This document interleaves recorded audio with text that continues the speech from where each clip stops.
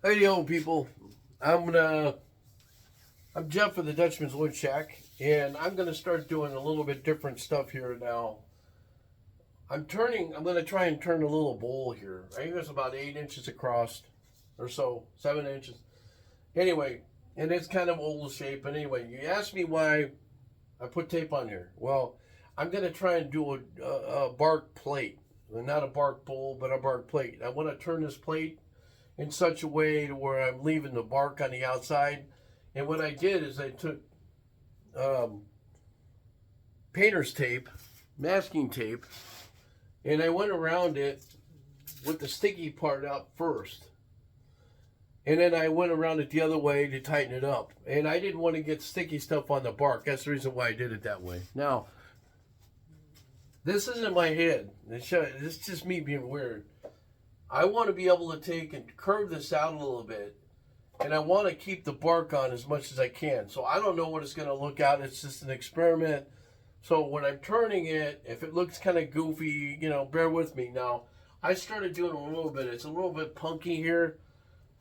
It's the kind of wood. I don't know what kind of wood this is, but it's it's a soft wood and has a tendency to get kind of burry with it. And it's not my tools. It's just the type of wood. It's kind of really porous. It's a soft. It's kind of like pine. All right. So here's the idea. My goal is to make this side even with this. Now it's out of ground. And you see it's wobbly. All right. Both ways it's wobbly. So I know I'm not going to get a perfect round cut out of it, which is okay. That's kind of what I'm looking for. But the object of the game here first is this is the bottom and this is the top. And I'm going to try and curve the bottom and make it the way I want first, the way, curvature wise, can't even say it.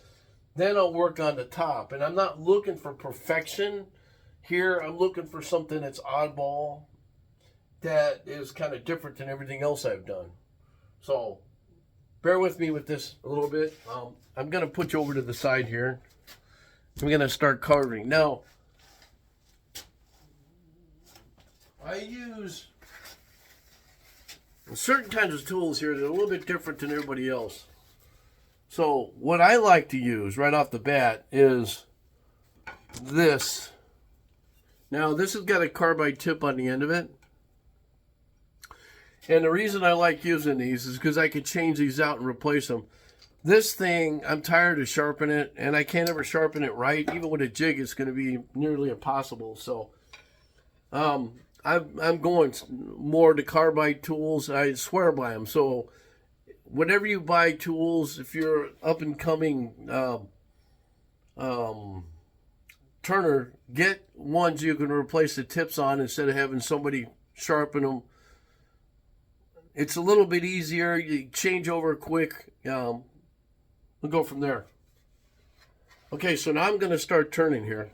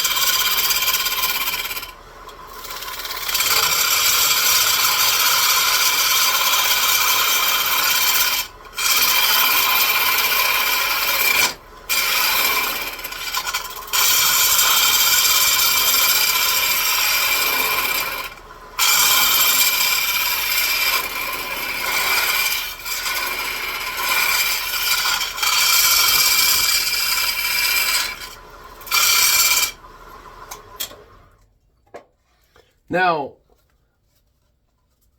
I just wanted to get this to a certain point before I started curving. Now, the idea here is I'm going to have a little rim on the end of this. Now, in the middle here, you see it kind of went down into it with this, and I probably dulled this a little bit, but with this, what I'm doing here is I'm going to probably just put a little ring in around here, because when I want to, with a plate, I just kind of want to, that's how I want it to set. Okay, in the bottom. It'll just sit down. It won't be completely flat, but it'll be room. Here's the thing I'll tell you. The way I'm doing this, I'm not putting a tenon on it because of how thin it is. I can put a tenon on it, but the problem is that I'd have to take it off, and it's just an extra step that I don't need to do. So, and it's raw wood. So, I would normally do something like this if I was just a piece of wood, like a piece of 1x or something. But I like this. I'm working on this. Eventually, I'm going to have a tenon on this. Okay, so now I'm going to make that little thing, a little indentation on this.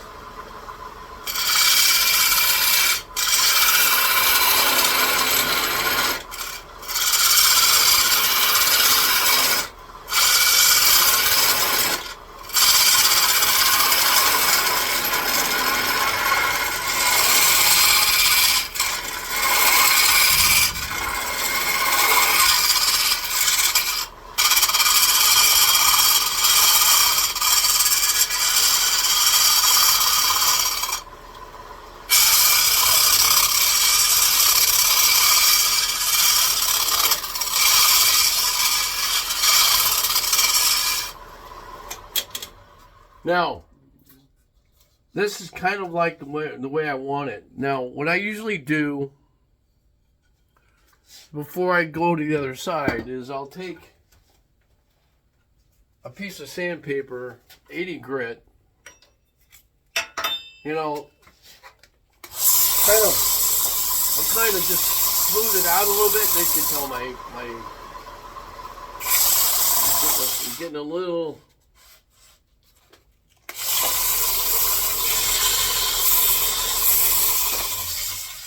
Actually, you need to get some more.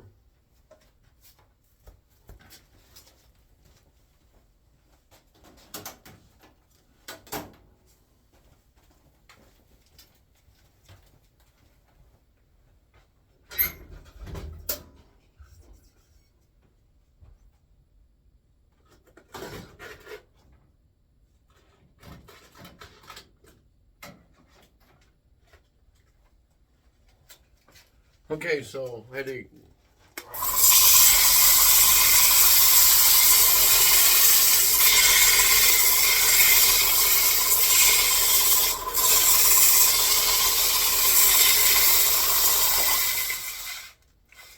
See, now what I want to do is just smooth it out a little bit and kind of get some of that out of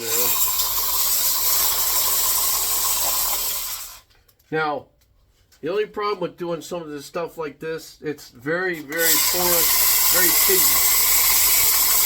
And you got to ask yourself, is it worth spending time, doing? Some of the wood I got laying around here, for some reason, is funky.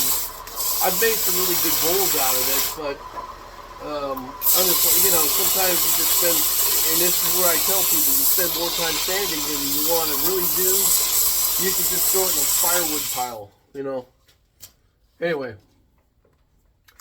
Okay, so now that I got that the way I want it a little bit, now I'm not worried about this right now because I could take that off and put it on my drill press. Okay, so now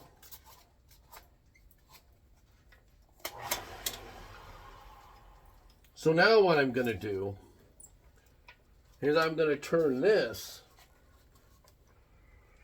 Now I want to show you something real quick. See exactly where this thing is out around, so I don't expect to get a true circle out of it.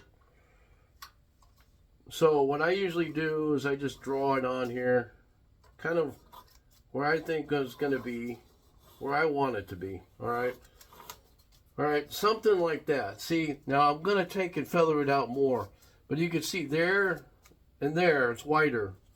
So what I'll probably do is just get from here to there. First I got to straighten this out, and then I'll go over it again, because you can see it, the way I cut it is kind of goofy, but I'm gonna use this for a second.